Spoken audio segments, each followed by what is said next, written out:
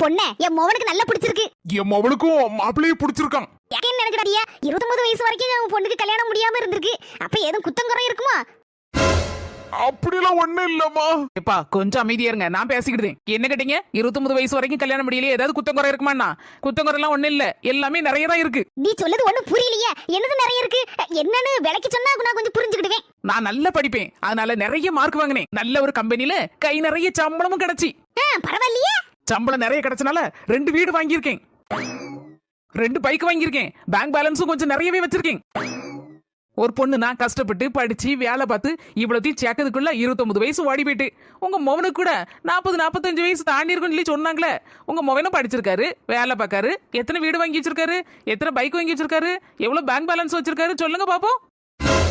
என்ன கேட்ட கேள்விக்கு பதிலா காணல? வாயை மூடிட்டு இருக்கீங்க. வர வேண்டியது பொண்ணு பார்க்க வேண்டியது, என்னத்துக்கு என்னவா கேள்வி கேட்க வேண்டியது, யார் மனசு வருத்தப்படும் என்னன்னு எதை பத்தி யோசிக்கிறது கிடையாது. மாப்பிள்ளை விடுங்கிற கெத்து.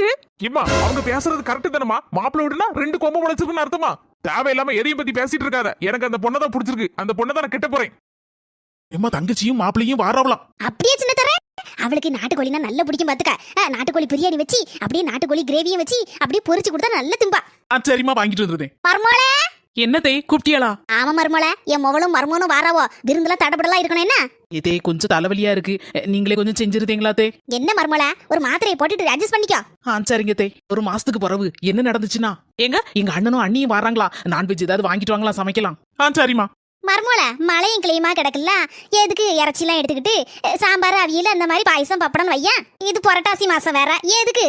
என்னம்மா பேசுற நீ? அன்னைக்கு தங்கச்சியும் மாப்பிளையும் வந்தப்போ நாட்டுக்கோழியில பிரியாணி வறுவல் சப்பு சவறுன்னு செய்து எடுத்து கொடுக்கறதெல்லாம் செஞ்சா அவளுக்கு அன்னைக்கு உடம்பு சரியில்லை வேற. இன்னைக்கு அவங்க அண்ணனும் அண்ணியும் வராங்க, புரட்டாசி, அதனால மட்டன் எல்லாம் ஒண்ணும் செய்யக்கூடாது, சாம்பார் அவியல் வையும் சொல்லிட்டு இருக்க. இது உனக்கு நியாயமா இருக்கா? அவங்க குடும்பம் வேற, நம்ம குடும்பம் வேற இல்ல, எல்லாம் ஒண்ணுதான். என்ன பொண்ணு, நீ போய் 2 ரூபாய் எடுத்துட்டு வா, நான் மட்டன் வாங்கிட்டு வரேன்.